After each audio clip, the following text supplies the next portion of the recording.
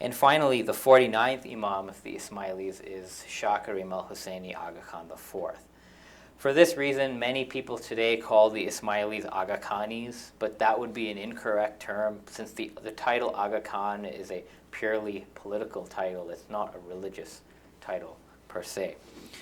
So after the historical overview, I just thought I'd spend a little bit of time on, okay, given that you have this notion of an imamat amongst the Ismailis, and going forward I'm going to be dealing with the Nizari Ismailis, not the Mustalian Ismailis, for whom the imams are hidden, are concealed.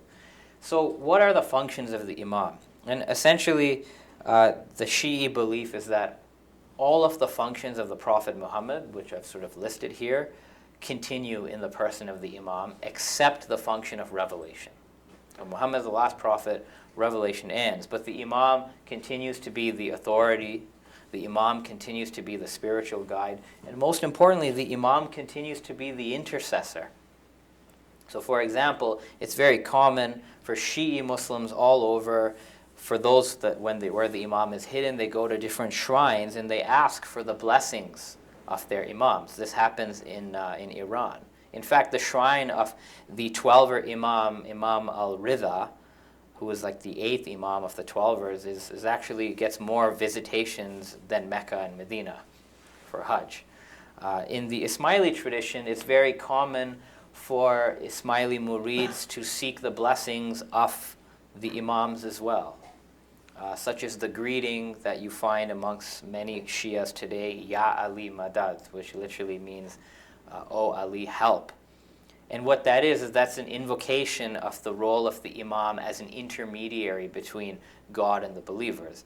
And what we have to realize that that role of intercessor was also played by Muhammad himself. So from now, I'm going to move on, and I'm just going to give you a little bit of a rundown of dimensions or aspects of Ismaili thought.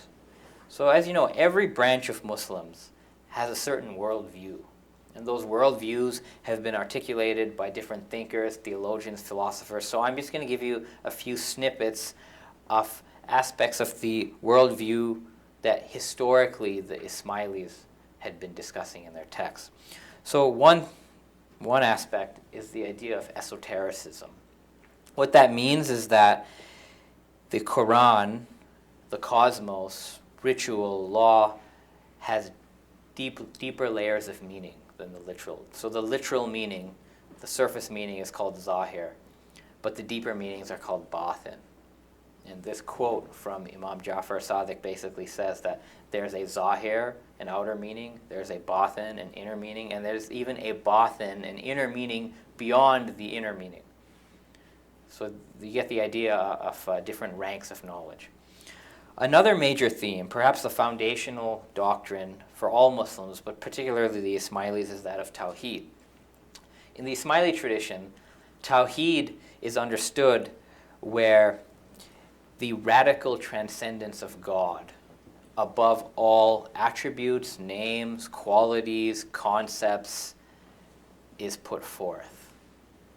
So for example, you can't even say that God exists, because that would limit God to the realm of existence. That would associate God with existing things. So in this Ismaili discourse of Tawhid, every attribute and its opposite was negated from God, resulting in absolute ineffable transcendence. The inspiration for that, of course, is the teachings of some of these early imams, like Imam Ali.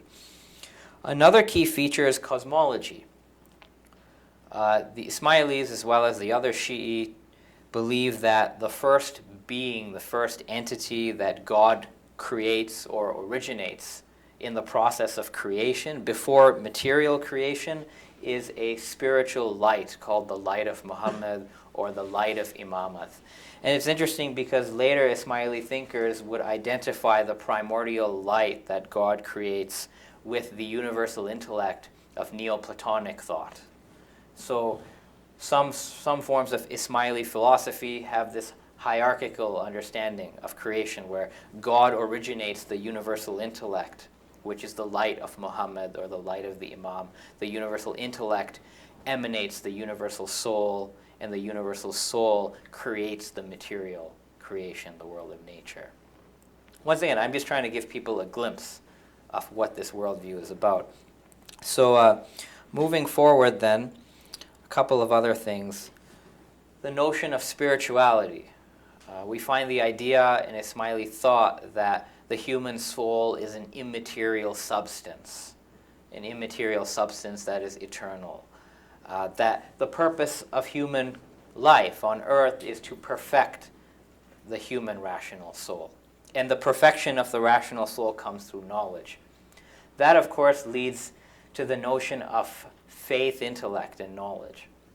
So in the Shi'i tradition in general and in the Ismaili tradition, the human intellect is understood as a power, a faculty that allows the human being to perceive the reality of things as they are. So in that sense, faith and intellect are not contradictory, but rather intellect is to be used to understand faith better. And the role of the Imam is to not contradict the human intellect, but to complement the human intellect.